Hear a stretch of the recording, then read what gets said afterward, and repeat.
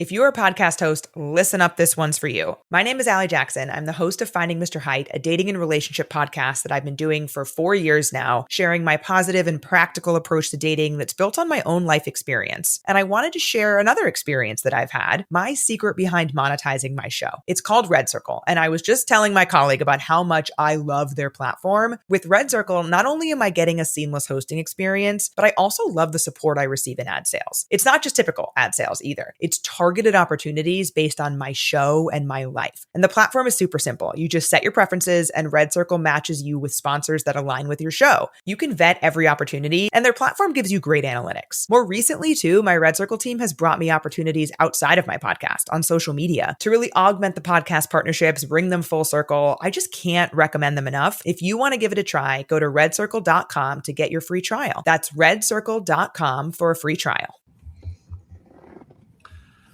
Welcome back to another Wisco Fanatics Tuesday evening. Today we are wrapping up the 2025 Packers season. Kind of feels like it flew by the way that it went. The Packers' first season with Micah Parsons. We got year 3 of Jordan Love. Lots of high points, lots of low points. We're going to go through.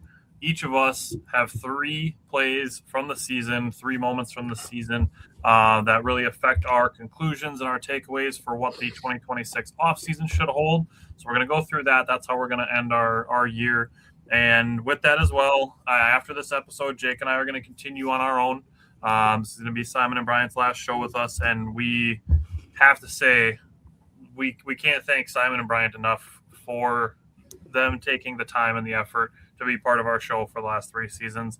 This is something that Jake and I discussed for a long time before making the decision on it, because we wanted to make sure that we were thinking it through as thoroughly as possible. But going forward, it'll be just back to Jake and I getting kind of back into the spirit of the show, the way that we started it. And that's just kind of how we're going to go forward. But we're going to do this with Simon and Bryant, and we're going to have a great show. So we're going to hit the intro, and we'll get going. Welcome to another episode of the Wisco Fanatics Show, where we cover the Packers, Bucks, Brewers, and Badgers basketball and football teams from an optimistic and realistic perspective. Alrighty, so 4 guys, 3 plays each, 3 moments each. We're going to have 12 plays/moments from the 2025 season. Each of us have one that includes a playoff game moment as well. So with that, those are all going to be at the end. These are all going to go chronologically through how the season went. So with that, we're going to start with week 1 and Micah Parsons' first sack. Yeah, so I believe this was my first pick. The reason that I picked this, and we're going through plays to talk about, highs and lows, like Tyler said, and talk about some big-time moments. And Micah Parsons' first sack, he literally just looked like a lion chasing down his food. And it wasn't the peak for me, but just the what could this defense turn into? Because it was the first game. He was supposed to be on a snap count. He had a bad back coming in. That was all the reports. And, the Packers have been trying to get over the hump on defense, and they needed to make a move to go get a guy. And, this was supposed to be the Reggie White, for Jordan Love, what Brett Favre had, or the Charles Woodson that Aaron Rodgers had. And this was just a really, really fun moment, a really great moment. I remember hugging my kids afterwards, like, oh my freaking God, Micah Parsons is on this team. Like, I still remember, and this is rare for, men. It's rare for men to kind of remember feelings, like in moments.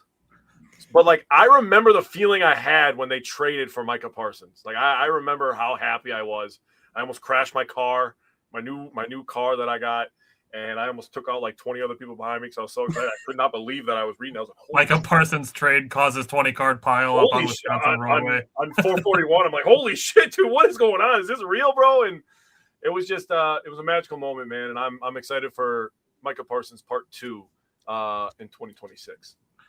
I think it's even more accelerated by the fact that we've seen huge players going out in recent memory. Like we saw Aaron Rodgers traded and Devontae Adams traded out of Green Bay. So seeing a huge name traded into Green Bay, I think made it just even more like fuel to the fire. Yeah. All right. Jumping into the offensive line play against the Bears. Simon, what did you take away from that? You're still muted, bud. You're still muted. No. Or he just unplugged his microphone completely. He wasn't going to hear nothing about that keyboard this week, buddy.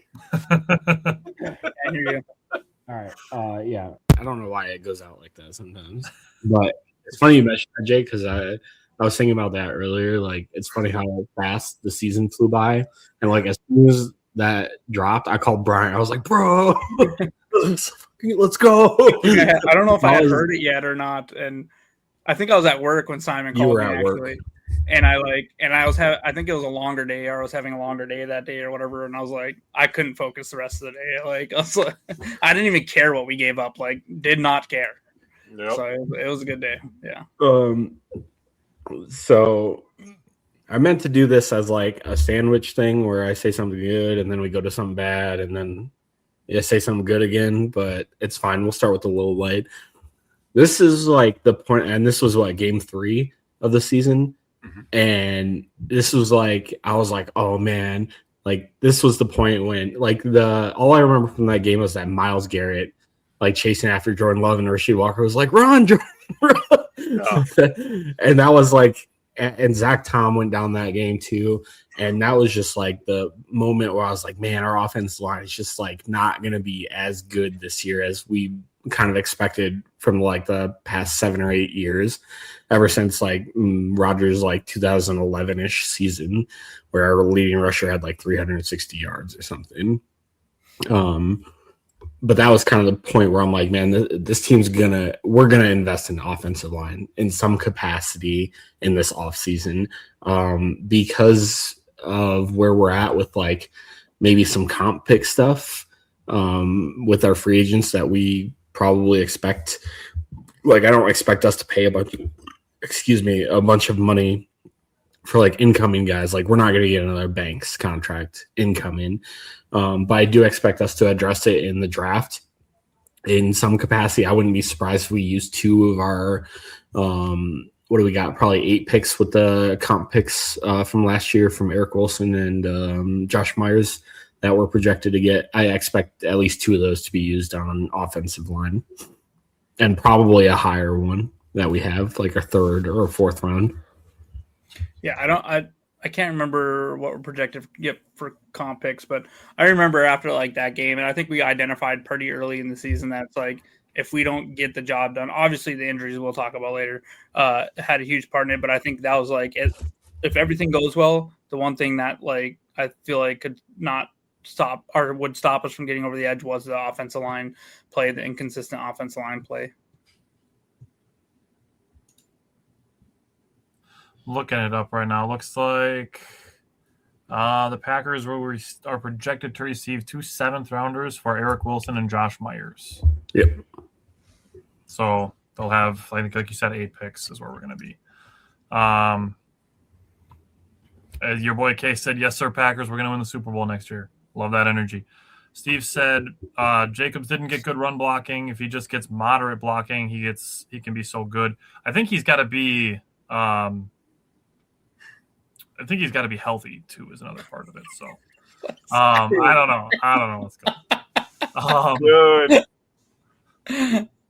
What? Welcome to the show. Okay. Jerome, my boy, what's going on? Okay. I had to. I'm sorry. So that's where we're at with comp picks. Anything else you wanted to say on that, Simon, from that game? No, that was pretty much it. All right. Jumping into Jordan Love's 20 straight completions. That was me, I believe, right? Yes. Yeah, so Jordan Love just absolutely going sicko mode, freaking completing 20 straight passes. I was like, holy crap. You didn't even realize it live when you're watching it, right? He's just taking what the defense is giving him. Obviously, he had the one pass to Tucker Kraft, which maybe could have been an incompletion, but Tucker Kraft is a freaking beast. And then he just runs it over 5,000 people and goes for 60 yards or whatever. He went for 48 or whatever on that play. But that was really the only one where it's kind of like a 50-50 ball. But everything else, dude, he was in total command, making the checks at the line, seeing what the defense is doing, just taking what they're giving him. And he just looked like the man. And that was the point where everybody that questioned Jordan Love being the quarterback of the future, which should have ended a long time ago. But that was the real point where it's like, maybe don't say that because you're going to look like an idiot. I mean, 20 straight completions is not by accident. I mean, I'm just gonna say it. There's games where Caleb Williams makes plays and he didn't have 20 completions in the game, bro. I bet he had less than 20 completions in a majority of the games this year. I would have to find out. That's interesting. I want to look that up now. I just thought of that just randomly. I don't know why, but just 20 straight completions is just nasty, dude. It's sick. He was in total command. He looked so comfortable. Like if the line is better next year, which it needs to be, I don't understand why we're not firing coaches right now, but that's besides the point. Jordan Love and Josh Jacobs and all those guys, the offense is going to be just fine. It's not the offense's fault that we lost, in my opinion. I saw something like a bold prediction that we would bring in Tyler Lindenbaum, but it's like, how do we afford him? I would love it. How do you afford him? His market value on Spot Track is like $19.9 million. Yeah. I have other offensive linemen that I've been researching for a free agency show that we'll do probably in early March. But and the thing is, looking at Caleb Williams' game log, he completed 20 or more passes 7 times. So he had 20 passes or fewer in all but 4 of his games. He had 25 twice, 22, 21, 3 20s, and then all of the rest of them were under 20 completions. For completions, yeah. Yeah. Damn. So more than half. I figured it was something like that. That's crazy, actually. Yeah, more than half of his games, he had under 20 completions. Wow. Yep. Okay. I'll also say this real quick about the center thing and the offensive line and the running game. I will say, even with us drafting in the second round, a lot of the times centers, like even the best one in the draft, will fall into the second round. So yeah, that's something you could definitely grab in that position. We got Corey Lindsey in the 4th or 5th round. I was going to say, a lot of times, unless it's like what you would call a generational center prospect, a guy like Jackson Powers Johnson, even he fell into the second round. And we all were like, yo, this guy is really, really good. And he was still a second round pick. So we all like Creed Humphrey too. I think he was a second round pick. He was. Yep. All righty. So my first play / takeaway is Tucker Kraft's ACL tear, and it's not a fun thing to talk about because it's such a bummer part of the season. But to me, it really highlighted the fact that the Packers need to put another tight end in the room. I think Musgrave and Wiley can stay here for 2026, but I think they need to be tight ends number 3 and 4. Max Ray said Packers Kingdom will be back. Absolutely. After the Panthers game, which is the game that Tucker Kraft got hurt in, the Packers got 28 receptions from Luke Musgrave, Fitzpatrick, and Josh Wiley, and then 1 from Drake Dabney, which came in the last game of the season. Those 28 receptions went for 258 yards and 1 touchdown, which was scored by Josh Wiley. And then 3 receptions for 22 yards and no touchdowns in the playoffs, which includes Darian Kennard, his catch for 6 yards. Damn. So looking at it in 10 games from the Packers tight end room as a collective, the Packers had 31 receptions for 280 yards and 1 touchdown. Tucker Kraft in 7.5 games had 32 receptions, 1 more than the rest of the tight end room in 2.5 fewer games for 480 yards. That's more than 200 more and 6 touchdowns. And he still, in 7.5 games, finished as the Packers' 3rd leading receiver. I'd make a bet that his yak was close to the total tight end room in those 10 games. I bet it would be more. Yeah. I bet it's more. Yeah, I bet his yak is probably close to the tight end room's total. Yeah. I will say that. 2 things. 1, Tucker Kraft's a monster. 2, we need another guy in that room. Yeah. And actually, if you look at the tight end free agents coming into 2026, there's actually some intriguing ones that I would be interested in, like Cade Otton from Tampa, something like that would be a good one. Or, that's a little more affordable. Actually, Dallas Goedert's going to be a free agent, stuff like that. Who's a good receiving tight end. So there's going to be quite a few on the list. There's some guys too that we liked coming out of the draft because that's what we're getting now. We've done Isaiah Likely, but I don't think he's I don't think we'll be able to afford that. But he's going to New York, dude. He's going to follow Harbaugh. Him and Theo Johnson would be a good duo. But with that, Daniel Bellinger is a guy who could become available because the Giants probably won't hold on to him. Tyler Higbee. Calcaterra is another super cheap option that would be available. I mean, there's some guys out there that I think the Packers could take a shot on. Noah Fant, even. Yeah, maybe.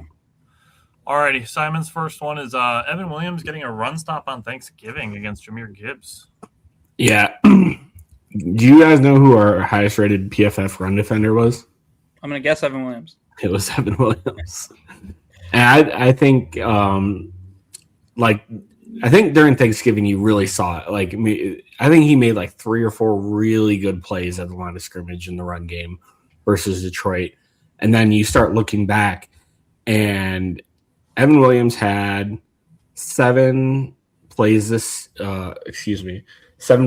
year where he had a tackle for no gain or at the line of scrimmage. And that's pretty damn good for a guy that plays not really in the box a ton. Like, you see him flying down from the secondary. I think that just he was just like a really underrated part of this defense, where like he's not a guy that's going to get a bunch of national highlight reel stuff, but like you can see him as like a key piece of this defense going forward. And I think he's really solidified himself in that spot next to Xavier McKinney this year. Well, that's what kind of drove me a little crazy at the beginning of the year. It's like I feel like they're really trying to force Hobbs onto the field, so Bullard and Williams wasn't getting quite as many snaps. And I'm like, why? That it goes back to sometimes I feel like they sign someone so they feel like they're just going to force them out there, and it just doesn't make sense to me. Yeah, Steve said the way that Evan Williams gets downhill is so special. That was a great pick by Brian Gutekunst to nail that one. So, all right. So, the second of 2 super crucial ACL tears was unfortunately Micah Parsons, but yeah. This was mine, and I remember my reaction in our chat was our season's over, and hindsight's 2020, right? But I guess it wasn't technically over, but it was kind of over. I mean, we have like we had the one game where we had a few sacks against the Vikings or whatever, but pretty much before then or after that injury, we had nothing. We didn't get nothing from Rashawn Gary. Elviana had a couple nice plays. He did have the strip sack in the playoffs, so kudos to him. But I felt like, the defense died a little bit when when Micah Parsons went out, and you could just see the effectiveness, the inability of the secondary reared its ugly head because they could no longer, just cover for 2 seconds and then be like, okay, well, if they don't get the ball out of their hands, then Micah's going to get them anyway. Just the way he came into this team and changed our team. I mean, he still leads us in sacks by 3 sacks or whatever at the end of the year, 4 sacks at the end of the year. And he didn't play the last several games. So just that ACL, I feel like the energy probably left the locker room to a certain degree. I feel like the energy left the fan base, certainly. And we didn't win a game after that either. So, I mean, for me, I feel like this is the football gods just kicking us in the shin over and over and over again for whatever reason. And it was unfortunate, but I love his attitude and his drive to get back. And I think he's going to come back better next year. I love the fact that he called some people out, not by name, but he basically said people need to be better conditioned to be ready to roll. I love that. So I feel like if he's going to go out and say that, I feel like he's going to be fully ready. Yeah, and I think he's the kind of guy that's going to lead by example and stuff like that as well. Mm-hmm. All right, so Brian's going to back-to-back kicks to the nuts. Yeah, so I didn't know we were doing this in chronological order either, so my bad. But once again, and this doesn't even include the missed field goals, it's just another time that our special teams has completely and utterly let us down. I get it that Romeo Dobbs has good hands, but I don't think he's the best hand. And then if you go back and watch that, you've seen a couple high-valued players for our team. Xavier McKinney, one of them, just standing there and watching it unfold, not even sticking their nose and jumping into the pile. And it was just like, I felt like that once again, they felt like they're just falling apart. Or maybe they felt like, oh, we got this wall onside cover. And it's just unfortunate. Another complete special teams blunder. And I do not. And the fact that Rich Bisaccia, I'll say this now, the fact that Rich Bisaccia has not been fired yet, I don't think it's happening. I don't think it's happening. I think he's going to be back next year. And we're just going to – this is where the one thing I said about Matt LaFleur is if he's just going to keep I think I said to you guys, obviously it's our first show since it happened, but I said, if Matt LaFleur is just going to keep Rich Bisaccia and no one's going to be held accountable for anything, get rid of him, because this is just, to me, what else does Rich Bisaccia need to do? And I get it. He's not on the field recovering the onside kick, but those guys need to be ready. He needs to be either going to the table and be like, Matt, we're having blunders because you're not letting us practice it. Or maybe he's saying, nope, we're ready to go. And that's not the case. So something needs to change. It's not like that's the only issue the Packers had on special teams. Yeah. Like they had issues with missed kicks. They had issue with hurt kickers and then rushing a hurt kicker back and then being like nonstop, averaging like 11 yards per punt return, which was like last in the league by like a lot.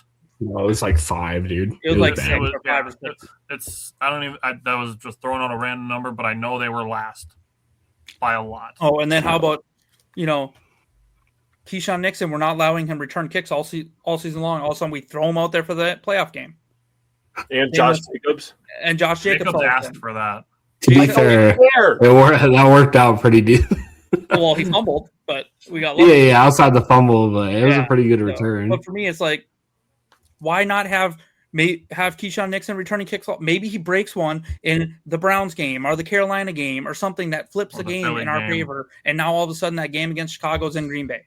I said it when we lost to Chicago. I thought everything was still in front of us, and we completely crapped the bet against the Baltimore Ravens and the Vikings. I know we didn't really try against the Vikings, but I had a strong feeling that the Chicago Bears would not beat Detroit or San Francisco the way they were playing. And I felt like we just cashed it in. We're in the playoffs, and we could have had that game in Green Bay. Like, we need to be ready to play those games. Yeah. So one thing that did come from that Ravens game that I thought was a positive was Lucas Van Ness's play, especially against the run.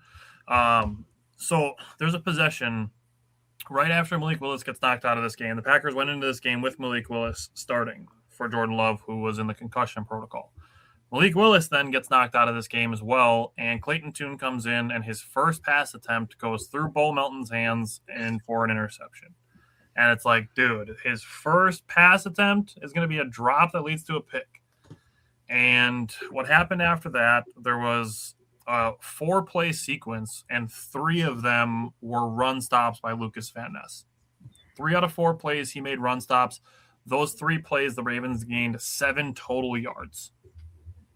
So great job by Lucas Van Ness on those. He had 5 run stops in that game. He had 2 in the wild card game while generating 3 and 4 pressures in those 2 games. And then had a strip sack in the playoffs like Bryant kind of touched on a little bit. He graded a 68.2 in run defense, which PFF grades, grain of salt, we will always say that. 60 is their average.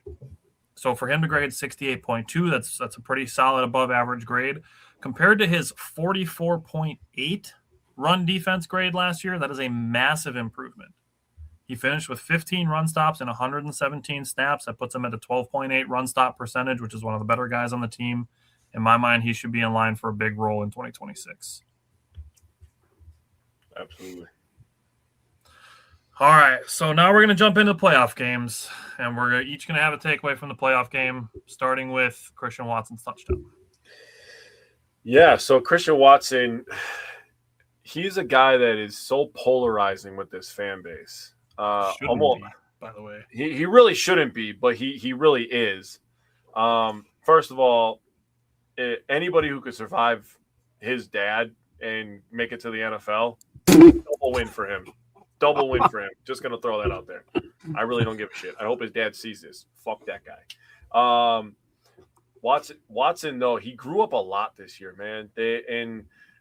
That's one thing that I do give credit to LaFleur for is using him in different ways. It's not just, okay, run deep. He was running some in routes, some out routes. He's running some comebacks, double moves. He was absolutely cooking Jalen Johnson in that playoff game. Love just needed a little bit more time or to escape out to his right and let that thing fly. But Christian Watson's route running is impressive. He's an impressive athlete. And when he jumped over him, I was like, no, why'd you fumble? And then you saw how he fumbled and it barely touched the helmet. And I'm like, but him jumping over him, that was like our Jerome Simpson moment. Do you guys remember Jerome Simpson? Yep. The touchdown he had for the Bengals? That was like our Jerome Simpson moment. That was incredible. But he's 6'4", 6'5" doing that shit. That's insane. But he definitely needs a larger role. I'm just going to say, I love that we have the ability to spread the ball around. I love that it makes it harder for teams to game plan for us. But we have these guys who are just waiting for breakouts. And I would just like us to I want him to get 7 to 8 targets a game, guaranteed. 7 to 8 targets, just game plan that in there. That's the one problem I have with LaFleur is he doesn't game plan that stuff into the game. And that's the thing that I really wanted Mike McDaniel, but I don't know if anybody saw the report, but it sounds like he's going to be signing with the Los Angeles Chargers unless he has a change of heart, which really sucks. But I think that McDaniel would have been a guy that would have been like, okay, you need to be getting this guy at least 8 targets a game. This guy 6 targets a game. This guy 5. Now, if you fill the rest of that out, whatever. That's just the flow of the game. That's how it works, how the defense is guarding you. But Watson needs to be a guy where he's getting hyper-targeted, in my opinion. He's too damn big, too damn fast to not do that. Also, they ran a slant route with him against the Bears the first game, which I was yelling. I felt like I was yelling on my TV every week for a slant route. Why don't we run slant routes? Why don't we run slant routes? Look at that. They run a slant route. He takes it to the house. Watson needs a bigger role. I don't know if anybody disagrees with that. No. Nobody should disagree. And the thing that I've always said about Christian Watson is when he's healthy, he's electric. I wish he would have made that catch. Like, I felt like he hit him in the hands. That would have been a tough catch. Yeah. But, man, we were like a foot away from winning that game. Yeah. You say the same thing about Jaden Reed. So yeah, I would say that's where we're going. We're going on to Jaden Reed's touchdown. Yep. This was just, first of all, it's good to have like Jaden Reed back. I think he started off kind of slow-ish out of the gate after his injury. But I thought he played pretty decent down the stretch. Nothing crazy. I think they tried to get him involved early on when he came back, and then but he just like started off slow. But this is some of the reasons why I like Matt LaFleur and I like Jordan Love a lot, is because they'll see like little mismatches like this. Like Edmonds is not gonna cover Jaden Reed in any capacity ever. So just to be able to use him on like a slant fade, like Edmonds is that's never gonna happen in the history of ever. So just it's good to have Reed back. It'll be good to have him healthy going into next season, presumably, and then it'll be good to be able to create those mismatches in the slot. And I think that's going to be a huge part of next year. I think Jaden Reed's going to play really well next year. He'll have a huge part in this offense. I can't wait because we didn't get to see it at all. We didn't get to see Tucker Kraft, Jaden Reed, and Christian Watson on the field together. And Matthew Golden, and presumably Matthew Golden going into his second year, and more than likely Romeo Doubs gone. I think we're going to have a really good group of pass catchers next year. I think we're going to talk about that a little bit more tonight yet. And Wicks, too. Don't even know will be back, too. Williams is going to be as a wide receiver. And Savion Williams. That's a total question mark. He could that guy could be the best freaking slot wide receiver we ever seen in our lives. We just don't even know right now. So It's exciting. So I have the one defensive takeaway from the playoff game before we get into one last offensive play. And for me, something that jumped off the page was the 2 wide receiver handoffs that the Bears tried. They tried one to Luther Burden on the Bears' on their first drive. They had a 1st and 10. They tried a handoff to Luther Burden, and Kingsley Enagbare was all over it. And it was a 4-yard loss. The Bears did eventually move the chains on that set of downs, but they did ultimately settle for a field goal on that drive.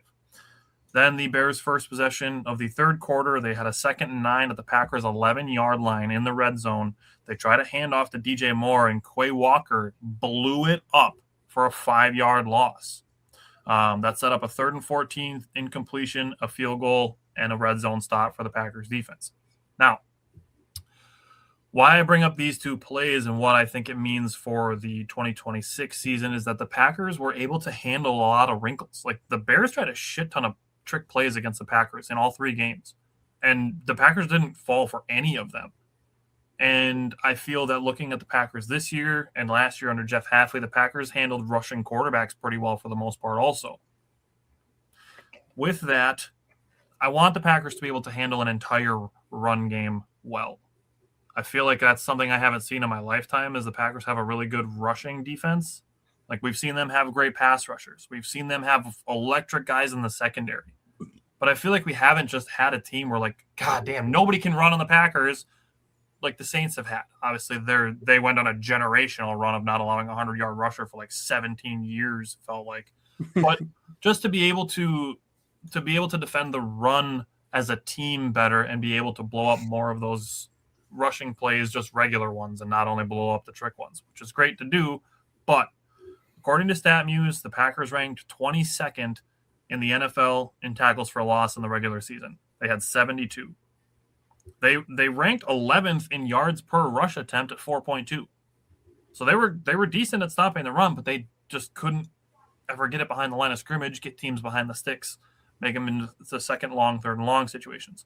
Now, looking at the number one team, it's not a really big shocker that it was the Cleveland Browns. But the number is shocking. And the number is 117. Jesus Christ. So you're talking about a 45 tackle for loss difference. You're talking that's almost 3 tackles for loss per game difference between the Packers and the top team in the NFL. I'm not saying the Packers need to be number one in tackles for loss in a season, but there is a large gap to close, and I'd like to see the Packers close that gap and be one of the better tackle for loss teams against the run in 2026. I mean, their defensive line is nasty too. Their defense line is insane, and looking at free agents, I want a piece or two of it. Yeah.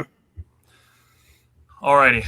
So the last play that we'll discuss for 2025 is going to be Matthew Golden's one and only touchdown. Yeah, I mean, hell of a play. He showed his talents right there. He showed the explosion and then his balance after he gets hit to stay on his feet and then just to finish the play. For me, it's kind of twofold, right? For me, it shows he should have been more involved earlier in the year. He didn't just learn that and just do that in the first week of the playoffs, right? He's had that skill set. He just had been underutilized because, once again, I feel like we kind of have blind allegiance to certain players that we want to give so many snaps to and all this. But bygones be bygones. This year's over. He showed what he can do. And even aside from that, he made several big catches in that game against the Bears. I think he had a 4th down conversion, if I remember right, and some on the sidelines and some other tough plays. All right, Bobby. Anyways, so that being said, I think going forward next year, like with him, Jaden Reed, and Christian Watson, those 3, not including Tucker Kraft, but those 3, if they stay healthy, should be 80 to 90% of the wide receiver targets. Like, honestly, I get it. Dontavian Wicks is a fine piece, and maybe we can see what Savion Williams can do as a gadget guy. But honestly, at this point, I push Savion Williams in front of in front of Wicks. We know what we have in Wicks. He's a good player, but he just can't stay that consistently. And I said earlier in the season, I think we looked at if we can get a 5th or 6th round pick for Wicks, I think you take it just to replenish what you spent on him. And we're going to need the picks this year. And we have those 3 guys. It's nice to have 4, but if we start the season off and all of a sudden Golden is still 4th on the depth chart, I'm going to be frustrated because, I want to see him out there. I feel like Wicks they could package with one of their picks to move up around. Like if there's a guy that you like and he wants to move up 10 picks in the 3rd round, and you give our 3rd Wicks and a 7th one of the conditionals to move up, I think that's something that could be done. Yeah. So, really, I just want to see. I feel like Golden showed what he could do. I feel like he showed his explosion. He showed he has sure hands. He, honestly, I think he probably had built the best hands between him and Christian Watson on the entire year. I think Golden had the one bad game where he had like 2 drops, and I think he's probably just kind of, honestly, I think he was probably not concentrating very much because he just wasn't getting involved that much. But I'm really excited to see what he can do this next year, and all these people that want to write him off because he had a low key rookie season, go ahead and do so. You did it to other players like Jordy Nelson and Devontae Adams, so go ahead and do it to Golden, and we'll see where it goes. Go look up Javon Walker's rookie season. Yeah. I brought them Randall Cobb, our Donald Driver, and all these other people. Not to dig too far into it, but if we got rid of Wicks, even still, I like Will Shepherd a little bit. Yeah, I liked Will Shepherd. He was an underrated guy in college football, and he was coming into the draft that I liked. That's a good call, Simon. I like that. And there's a very high chance we'll take a 5th or 6th round wide receiver again. Oh yeah, I'll take a flyer on a guy for sure. Yep. Alrighty, so moving on from the season, kind of looking more into the offseason, just getting some thoughts on the Packers coaching staff from Simon and Bryant before we get to a bigger section with that. Looking at it, the Packers reportedly extending Matt LaFleur. Coaches' salaries don't have to be made public, so we're not going to know how much he's getting paid. But it's rumored to be a 5-year extension. There's also rumors that Brian Gutekunst is getting an extension. Those things I'm fine with. I think with Gutekunst, you look at some of the disciples that he's put into GM-ship around the league. I think there's like 7 guys now that are either GMs or assistant GMs in the NFL, one of them being John Eric Sullivan, who is absolutely deserving of a GM job. So we're super happy for him to get a job in Miami. Once that happened, it was like, all right, kind of writing on the wall. Jeff Hafley very well might end up being the next coach of the Miami Dolphins. Now he is. Yep. So with that, let's start with just LaFleur and Gutekunst, and I'll let you guys each give your thoughts, and then we'll talk about where the Packers go from defensive coordinator after that. But Simon, I'll let you go first. What are you thinking with LaFleur and Gutekunst? Yeah, I don't have a problem with either of their extensions. I know people. I get the frustration. It seems like we're almost stuck in a way, but at the same time, like we're in a spot where this team should be competing for a Super Bowl. Are you really going to sit there and fire your head coach and GM and start over in that aspect while we're in like a lot of players are in the prime of their careers right now, including, Jordan Love, and we also get Christian Watson back for another year. I just think it would be, if we fired Matt LaFleur or Gutekunst, I think that would be like a failure in my opinion. I know a lot of people don't agree with that, but I like Matt LaFleur as a coach. I think though, if Rich Bisaccia comes back, I just don't get it. I really don't. I don't understand where he's at or why we think so highly of him. And a lot of times you'll sit here, you'll hear me say players are just they're in a good spot to make the play. They're just not making it. And it's just, at some point you have to kind of give up on a spot. We've been bad for special teams for so long, and we were all excited with the Bisaccia hire. It just doesn't seem like it's come to fruition. And so if I hang on to him, I can't really support that aspect of it. But I do like Matt LaFleur coming back. I think he's one of the better play callers in the NFL. He's really up there. I would be skirting on top 5 with what he's able to do with the player injuries and where the offense stands year in and year out. So I have no issues with that. And Gutekunst, say what you want about his draft picks and stuff. At the end of the day, drafting is only a singular part of being a GM. He's also brought in some low end guys that you never thought would be good. Campbell, Nixon, guys you would never street free agent guys that come in and help produce. And that's an underrated aspect of what he is. And Micah Parsons coming in, Xavier McKinney, Josh Jacobs.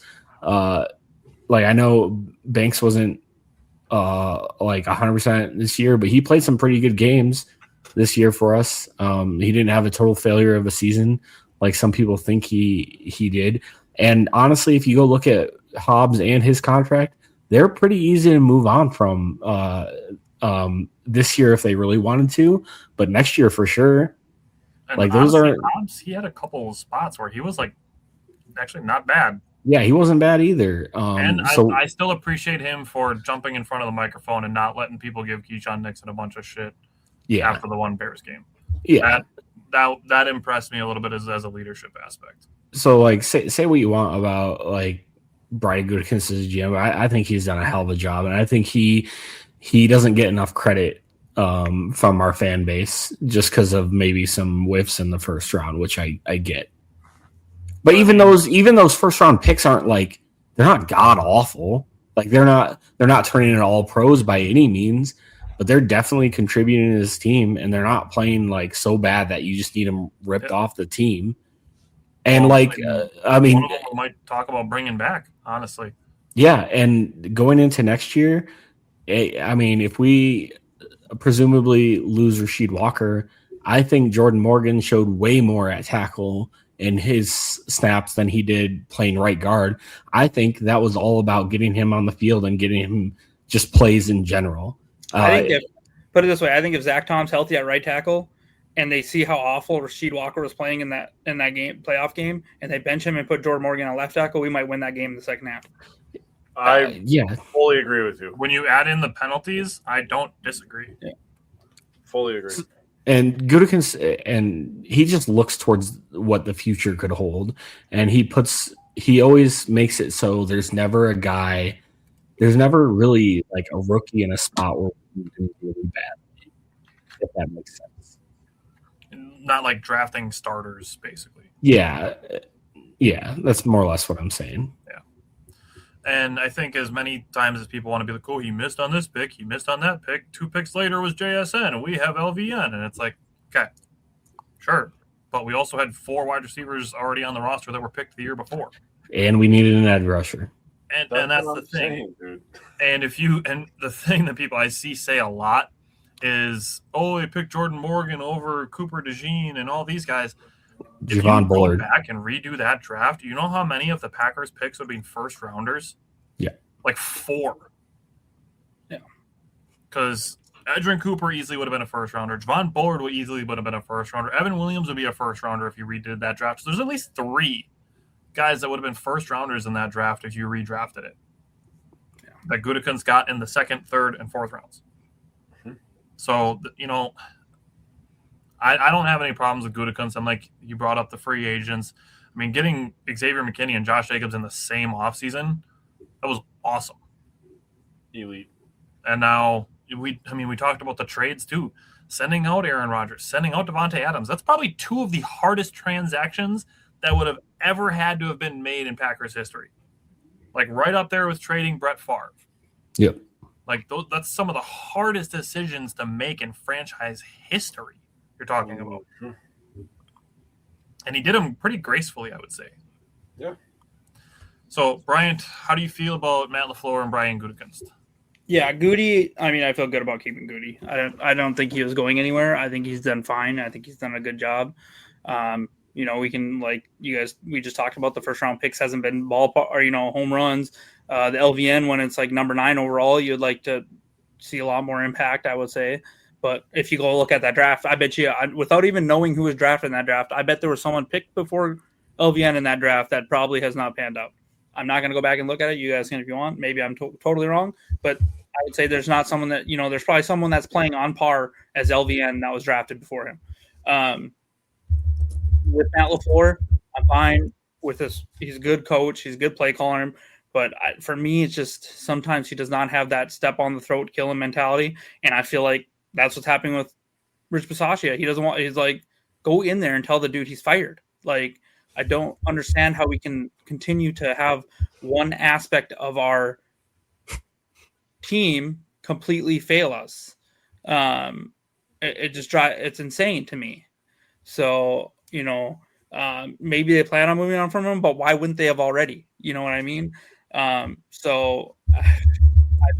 And then sometimes I'll say his play calling is a little predictable or stale. And then his use of timeouts is just he's got some work to do is the problem. He's a great play caller, but he definitely has flaws. I wish he would give up play calling a little bit. If he could have given it up and got Mike McDaniel, I would have loved that. But we'll see who he hires as a DC. The one I really want is Raheem Morris. They're not bringing him in for interviews, so we'll see what happens. Sounds like they're bringing Jonathan Gannon in, who was a DC for Philly. I forgot about that part. I heard Arizona. I was like, ew. Yeah. But the fact that I got some numbers on some of the guys that they're interviewing, so that's why I figured I'd hold off on. Okay, I'll let you get into that. But for me, Matt LaFleur is fine, but it's just like I hope they pulled him aside and said, you need to be a little more of a hard ass, quite honestly. Like, for Rich Bisaccia to still be running around the building, and for them even a couple of years ago make him like the assistant head coach or whatever they did with him. And I'm just like, I don't get it. Like, what kind of blackmail does he have on Matt LaFleur at this point? Maybe he does LaFleur's eyebrows. I don't understand why he's there still. The only thing that I can really say for Bisaccia is that players like him. That's really the only thing I think that he has going for him. Comments, Steve, Cody, we're going to get to those. Cody said, if we don't choose our staff in the first 24 hours of the offseason, we're doomed for 2026. True. Yeah, it doesn't have to be done today, but I mean, the sooner you can get it done, the sooner you can start prepping for stuff like free agency and the draft. So, Jake, thoughts on LaFleur and Gutekunst? Real quick, just on Gutekunst and the 2023 draft. Players picked before Lucas Van Ness obviously would be Bryce Young and C.J. Stroud. C.J. Stroud just threw 4 interceptions in half of a football game in the playoffs. Yep. Number 4 pick was Anthony Richardson. Paris Johnson was the number 6 pick. He has started 2 games. Tyree Wilson was the number 7 pick. Peter Skoronski's been okay, I would say. Yeah. But I mean, you're looking at Broderick Jones was the guy picked right after Lucas Van Ness, and the thing he's most known for is tackling Aaron Rodgers this year. I didn't look that up, and I knew just by the way that the NFL draft goes that would be the case. I mean, we have one guy that broke his eyeball with an exercise band after he got benched. Like, I think I'll take LVN over half them people. Yeah. So, it's and I think, like I said, I think he's going to improve still a lot. And I think he improved a lot this year, even though he did spend a bunch of the season injured. So I think with him on the other side of Micah Parsons, after we do, unless Gary takes a big restructure, I just think he's gone. But do you think he's like a post-June? He has to be a post-June cut. Excuse me. They can still cut him and save a decent amount of money. Yeah, but it's not. It's pre-June. It's not. Yeah, I think even if they cut him before then, they'll just designate it as a post. Yeah. And Steve said the flashes from LVN are real too, for sure. Jake, thoughts on LaFleur and Gutekunst, Jake? Yeah, real quick. They'll probably bring back Enigbare too, so I like that. He'll probably be pretty cheap. So the edge should be pretty good. They got some depth. He should be pretty cheap, you would think. He's not going to demand up. I'm not saying someone's going to like break the bank for him, but letting him test free agency, I wouldn't be surprised if someone gave him a more lucrative offer than what Green Bay offers. Yeah, maybe Miami. I think he might fall. It might be a really shitty team that does it, but sure. Yeah, maybe. Sure. So, first order of business, I kind of talked myself into being okay with whatever they did with LaFleur was just going to have to be what happened, right? I talk all the time about what it means to be a fan, and if the Packers, I mean, they've just been churning out GMs, as Tyler said. They've been churning out franchise quarterbacks. That's not normal for anybody who is a Packers fan. If you don't watch other teams, pretty abnormal to just end up with a bunch of freaking franchise quarterbacks in a row. Just ask the Bears. They still don't have one. I don't believe that Caleb Williams is actually a franchise quarterback. I think he's a flash in the pan. We saw that from Justin Fields. We saw it from Trubisky. It is what it is. They overrate their quarterbacks in Chicago. But the real main problem that I have is the Bisaccia thing. And it's not just Bisaccia, because Simon brought it up, and I was like, oh, yes, dude, he's going to bring up some numbers. But I brought the numbers because I wanted to see. Special teams has been a problem. I only did the last 20 years, by the way. How many times do you think they finished top 10 in special teams since 2005? Once. Twice. What do you say, Bryant? What was the question? Sorry. How many times do you think they finished top 10 in special teams rankings since 2005? 0. One time. Let's go. They finished 7th in special teams. How many times do you think they finished 32nd since 2005? 4. Take a guess. I'll take 6. 5. They finished dead last 5 freaking times. 0? They have also finished 31st in 2009, 29th in 2010, 29th in 2016, 26th in 2019, 29th in 2020, 29th in 2003, 29th in 2024. They suck at special teams. Look at the freaking Seahawks, dude. They made a trade for Shaheed. The guy freaking starts the game with a bang. He scored more points on the opening kickoff than the 49ers did in 60 minutes. Look at the Indiana Hoosiers. Their special teams, they rush 3 people. And because they look at film and with how those Australian punters go to the right, they understood that you can rush this way and block a punt. Absolutely game-changing play. Special teams needs to be a weapon. And then the fact that they have Bisaccia as the assistant head coach, and you hear us all the time bitching about LaFleur's 2-minute offense, late game management with his timeouts. I'm freaking sick and tired of this, Grandpa. Wait, where did we finish this year? My building. 29th, I think he said. Freaking terrible. 2024. No, 18. We finished 18th this year. 18th. Hey, all right, up and up. Okay, but in the big moments, we shit the bed. Yeah, no. I think the only saving grace was I think our kick coverage this year was pretty good. It was. I think due to guys Great like job, Rich. Neiman and You got those guys the color in the fucking lines. Get the fuck out of my building. I'm sick and tired of this son of a bitch. It's done for. He's done. If Matt doesn't have the sack to get rid of that guy, there's a problem. There's a major problem. Scott, I'll fire him myself if nobody else in the room wants it. Walk in there, you're fired. Who are you? Can't afford to lose yardage on every possession with poor returns. And honestly, the thing that really the nail in the coffin for me, like obviously the issues have been well laid out by the other 3 guys. The fact that almost every single time that the Packers are receiving a kick, whether it be a kickoff or a punt, that a yellow flag goes in the air, that is where I'm like, dude, that's coaching to me. Penalties to me is a coaching thing. Like, yes, there's times where guys are just, grabbing a D lineman for to avoid, letting a quarterback get smoked. But, I feel like penalties are a coaching thing. Do you want to guess how many penalties we had on special teams this year? All of them. Anyone? 69. 24. I was going to say, okay. 24 penalties on special teams this year. Bro, that's over 1 a game. Just like Tyler was saying, every time we would return a kick, I would literally look at my TV and be like, all right, show me the flag. All right, we got the ball back. Let's go, boys. We ride. Let's go, Jordan. Come on. I shit you not, dude. Every time. Ridiculous. Yeah, and we'll see how Hafley does as a head coach. I mean, best of luck to him, and we can use that as a transition to the defensive coordinator position. So, Brian Flores, we'd need permission to interview him. That would be a slam dunk hire for me. I mean, I talked about the Packers being 22nd in tackle for losses. The number 2 team was Minnesota. So I would love a piece of Brian Flores in the Packers defense.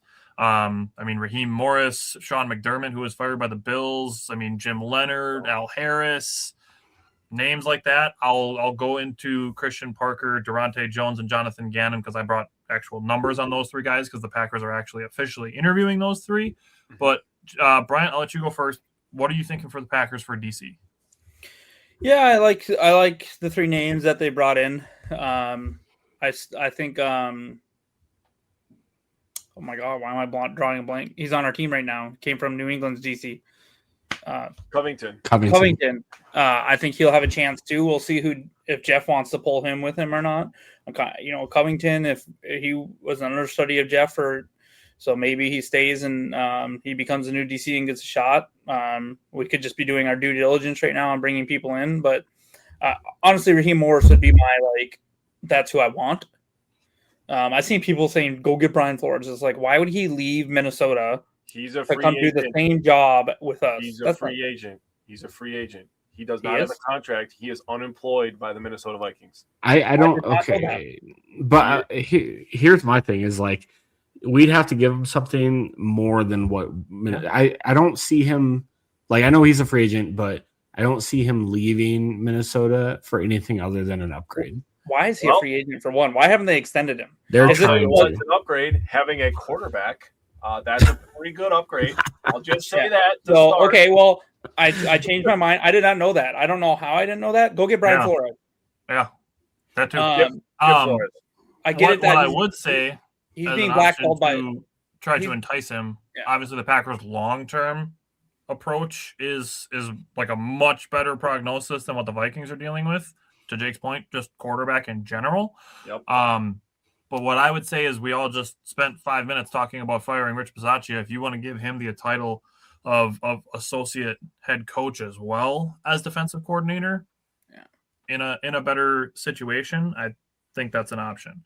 But yes, Cody Flores does want to explore options, and I do think he's very, very likely to get a head coaching job, in my opinion.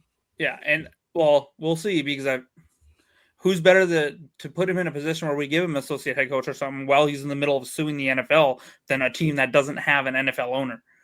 You know what I mean? So you can't tell me that that's not having it. You can't have one of the better defenses for years, still not have that bad of a team in Miami and not get it another chance, where you have people like Fisher continue to get hired, finally out of the league, 8-8 was him every year.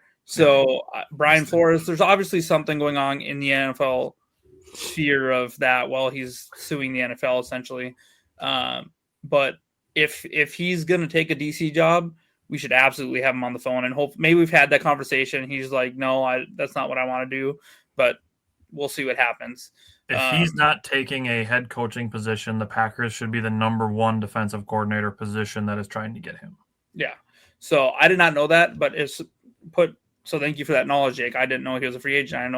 I didn't know Minnesota would be that dumb to let that happen. That shouldn't surprise me, I guess. If Brian Flores is out the table, I'm really interested in Raheem Morris. I'm also, I think Covington, could get a shot at it too. So we'll see what happens. John Gruden is suing the NFL as well. So I don't think he'll be back in the NFL, and I think he's really enjoying what he's doing right now anyway. But, so I would like a Raheem Morris. People are saying Jim Leonard. I'm like, you're only saying that because he coached at Wisconsin. I think people are saying it too because he's getting other defensive coordinator interviews. So it's a matter of time before he's a DC, and he's coaching a pretty damn good defensive backfield in Denver. Yeah, he's pretty good. Okay, but if the story is true where he told Matt LaFleur no, why is Matt LaFleur going to go back to him? I don't know. Rexter said Matt Patricia. I don't know. That guy's been. Patricia's a pretty good coach. He's a good defensive coordinator. He's at Ohio State. I don't know why you would leave that, but yeah, he's not leaving Ohio State for a defensive coordinator position. I mean, he's a defensive coordinator at Ohio State right now. Either way, he's not leaving. Yeah, I don't think he's leaving Ohio college State. Defensive coordinator position for one of the best in the nation to come coach at Green Bay. I don't think, or anywhere in the NFL in that same position. If it was a head coaching position, it'd be a different story. So. Simon, is there anything you're thinking about the defensive coordinator position for the Packers? Yeah, so as much as I don't like retreads and stuff in the NFL when it comes to head coaches, I think it's a perfect hire to retread some of these guys back to coordinator positions. And you see some of the top NFL teams right now that have younger coaches. They also have a very experienced offense or defensive coordinator. And I think that's exactly the direction that we need to go. And so I like that they're interviewing a couple of the younger, defensive backs coaches or whatever have you from the Vikings or the Eagles or the passing coordinators or whatever.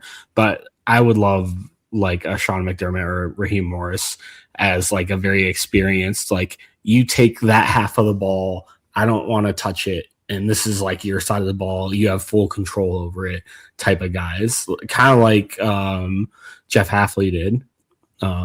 So that's kind of maybe the direction I'm leaning more towards. I would love Flores if that was ever a possibility. I think now is a great time to bring him in. But a couple of the other ones would be great hires too. Yeah, I like the idea. And Cody said the same thing. Leonard's done a very good job with the Broncos. However, I want a guy with NFL experience play calling a defensive coordinator. Was he not calling plays at Wisconsin or he means NFL? What? Hafley didn't have NFL experience calling plays in the NFL before he was hired. Oh, I get it. I think he's meaning a guy like Raheem Morris or Sean McDermott. What the hell has Raheem Morris done in his career besides get carried by the 2021 Rams, bro? Being dead serious. I mean, the Falcons' defense was decent last year. Yeah. For what they had, helps, but their fucking division is ass. First of all, just gonna say that. What premier quarterbacks? Even still, I don't know. I don't like that argument, but maybe that's just me. But I mean, they have good players on the defense, though, Jake. Their defensive line is good. They have AJ Terrell, Jesse Bates. Like they have good players on the defense. Yeah, they spent a lot of money and they were still middle tier ranking. So I don't know what that says. Whatever. I'm not a big Raheem Morris guy. It is what it is. Okay. Who are you thinking for DC? I mean, dude, this is a no-brainer, dude. You got a free agent out there, and he's one of the best defensive minds in the NFL. It's got to be Brian Flores, dude. As soon as I found out he was a free agent, I was like, call him now, and you throw him as much money as he needs. Oh, you want 2 Brinks trucks? Yep, we'll get you 2 of those. Yep, we'll back both of them up into your driveway. Oh, you want a private jet? Get you one of those, too. The problem is we're cheap when it comes to coaching. It's like one of the huge problems with Green Bay is that all these – look at like Al Davis and stuff and all them, what they can do. And they're paying 6 coaches because they have a billionaire owner. Green Bay doesn't have that. So it all comes out of their pot. So we can't afford to pay these guys huge. And that's we have a pretty thick pot. Okay. But I'm serious. Like if you I don't know if you watch Justice Mosqueda's and stuff, but he's been talking about this a lot where around the NFL circle, it's like Green Bay can't really, that's why when we fired Mike McCarthy, we made LaFleur have Pettin, because it sounds like apparently Green Bay didn't want to fire Pettin and have to pay his buyout. So because coaches' salaries are 100% guaranteed. So it sounds like relatively Green Bay, from what it sounds like, is kind of cheap when it comes to wanting to pay coaches and everything. So I think that's go ahead. That's where we've run into some problems. So what I love if they backed up and said, Brian Flores, Matt LaFleur just got an extension. Say he gets more than Ben Johnson, who got $12 million a year. Say Matt LaFleur gets something like $14 million a year, which is still $6 million less than Harbaugh just got. Okay. Yeah. Even if they go to, I would love if they went to Flores and said, here, take $8 to $10 million a year or whatever. I don't know that they would do that, but I would love it because I think he would be an awesome defensive coordinator for us, but I just don't see them doing it. To that point, I think that's even more of a reason to go get like a proven guy versus like a top assistant to one of the proven guys. So the guys that they are interviewing so far, the confirmed requests interviews are number 1, Christian Parker. That was the first one that came out. He's an Eagles assistant. He's the DB coach and the pass game coordinator for the Eagles. He's interviewing actually with the Cowboys as well for their defensive coordinator position. In his 2 seasons in Philadelphia, in his position, they ranked number 1 and number 5 in opponent completion percentage. They ranked number 3 and number 2 in opponent average passer rating, and number 6 and number 5 in opponent passing first downs per game. He was actually with Green Bay in 2019 as a defensive quality control coach, and then he coached defensive backs in Denver in 2020 and 2021. So he's been a part of some pretty good defenses and has a little bit of familiarity with Green Bay. I do think this would be a good hire for the Packers secondary, looking at a guy like Christian Parker. Another one the Packers interviewed or requested permission to interview is Durante Jones. He is the Vikings defensive back coach and pass game coordinator. We just spent 10 minutes talking about how we would all love Brian Flores and he would be our number 1 option. I think this is a way that they can get a piece of Brian Flores. And to me, this says that that's what they're looking at, is getting a piece of Brian Flores, that Brian Gutekunst believes that Flores is heading for a head coaching job and that they also would want to fill their defensive coordinator position before other teams finish their head coaching searches. So even if Flores doesn't get a head coaching job, it does still seem that he's potentially likely to stay in Minnesota if they're interviewing guys under him. That's just kind of how I feel about that. Scott said, how about Lombardi's grandson? I don't know. I don't know what he's done. I haven't really looked up any statistics. Yeah, I don't know anything about that. I'd have to look at the Saints and see what they've done under him. And then today, actually was very shortly before the show, the Packers were announced that they're going to interview Jonathan Gannon, who was let go by the Cardinals who does have that head coaching experience like Cody was asking for. Before he was the head coach of the Cardinals, he was the Eagles defensive coordinator for 2 years in 2021 and 2022. Looking at the Eagles defense, in 2021, in total defense, they ranked 10th. In 2022, they ranked 1st. 2021, in rushing yards per game, they ranked 11th. In 2022, they ranked 16th, so they did move back a little bit there. And for what it's worth, you guys have all mentioned DeMarcus Covington. I do expect him to help the Packers get better at run defense this season. Passing yards per game. In 2021, the Eagles were 11th. In 2022, they were 1st. Points per game. In 2021, the Eagles were 19th. In 2022, they were 7th. Red zone touchdown percentage. In 2021, Jonathan Gannon's first year as DC in Philadelphia, they were 29th. Just super bad. But in 2022, they jumped up to 17th. So a 12-team improvement in 1 year under Jonathan Gannon. In 2021, the Eagles ranked 28th in takeaways. In 2022, they ranked 7th. That is a big area where the Packers could use an improvement, is takeaways. And then the last one that I looked up was third down conversion percentage. In 2021, the Eagles allowed the 23rd highest. And then in 2022, they jumped up to 12th. So in the 2 years, there was a lot of improvements to that Eagles defense from 2021 to 2022. Obviously, some of that is personnel, but we just talked about Gutekunst too, and some of the impressive pieces that he's put on defense. There's some players that need to be replaced, I think, like some of the guys are saying as well, and some opportunities to shore up some of the holes in the defense. And obviously getting healthy would be great as well. But I think those 3 guys are a good starting point for where the Packers are. So Scott says, that was Scott saying, how about Lombardi's grandson? Is there anything else you guys want to say on 2025, on the coaching staff, before we switch it up a little bit? Nope, not for where we're at right now. All righty. So we want to end tonight's show, and we want to thank Simon and Bryant. This is something that I still remember the phone calls that I gave to Simon and Bryant when they were on a different show that was a much shittier quality, and asked them to join ours. And like I said at the open, Jake and I, we did not take the decision likely to move on our own. But we want to thank Simon and Bryant for their contributions. Like, unfortunately, we never got to a point where we could pay Simon and Bryant to be part of our show. We would have loved that, loved having them be employees, and you know, Jake let me stay in his basement and save me money on a hotel job for us. But we can't thank you guys enough for spending your time and your effort going into the seasons, into the off seasons, and into the draft prep, which we get really heavy into. Knew that was coming. Still funny. But again, we can't thank you guys enough.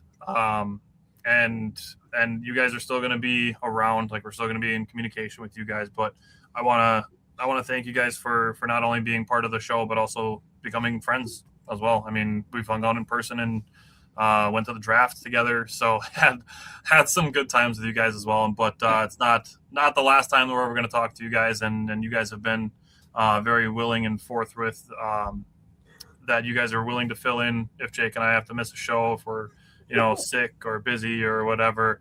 Hey Matthew, what's wrong with me? Can I just get some input here? But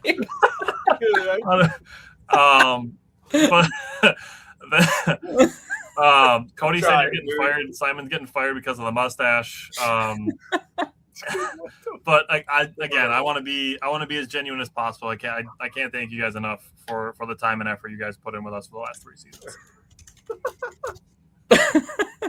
I'm trying. I'm sorry. Yeah, no, sorry. No, I appreciate it, guys, and I've had a lot of fun. It's thank you, Matthew.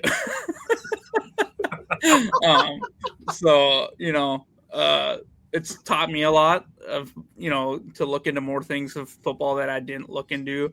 I enjoyed doing an analysis and kind of looking at stats and comparing across the league and different, teams, and seeing how we might be able to use it to our advantage and things like that. So,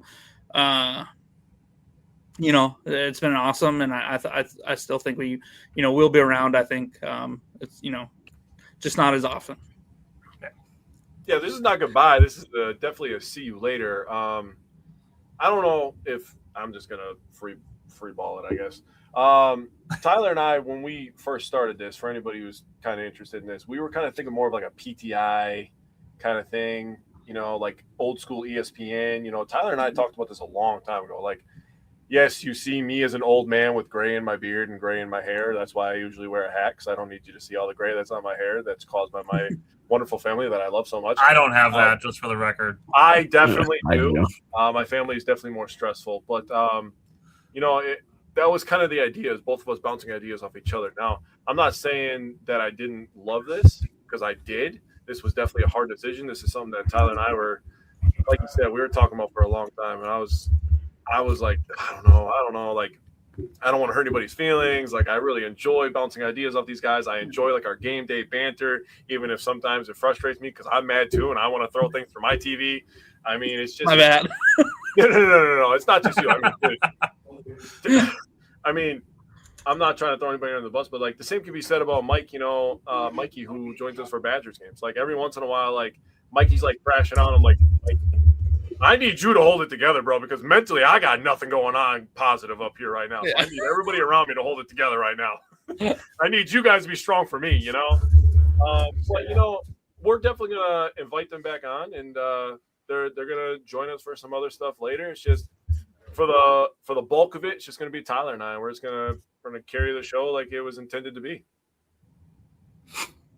Yeah, and there's definitely other changes coming. Like we're not just doing it to so Jake and I can be the only two talking heads on here. We're doing it because we're going to add some other stuff to the show when it comes to some production type stuff. We want to make it more of a production type thing. So that's what we're going to be going for. Like Jake mentioned with PTI, like stuff like Around the Horn, the old school sports center. That's what kind of made us want to start this. So we want to kind of get back to that and get a little more true to the inspirations of the way we started the show and make it more of a production. So that's going to be our goal moving forward with the 2026 season. So again, thank you guys. Thank everybody for commenting. For those of you who are going to miss some of the guys more than others. But again, Simon, Bryant, thank you guys. And we appreciate you guys. Just real quick. I've obviously had a ton of fun doing this.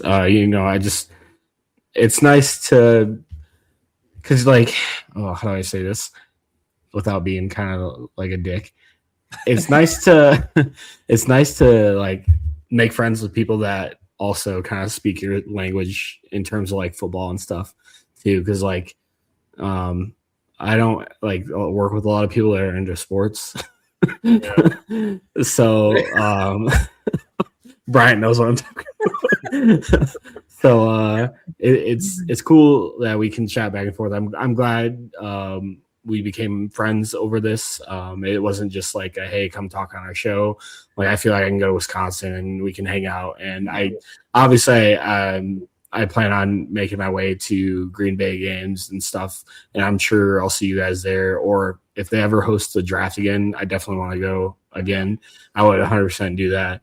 Or, just go to a game or something. I can come hang out at your guys' place or whatever. So this has been fun. And obviously this isn't that real end. We're still going to talk, and I still want to contribute to your guys' page and the shows and stuff. And Brian and I were bouncing ideas off of each other, how we can kind of stay involved too.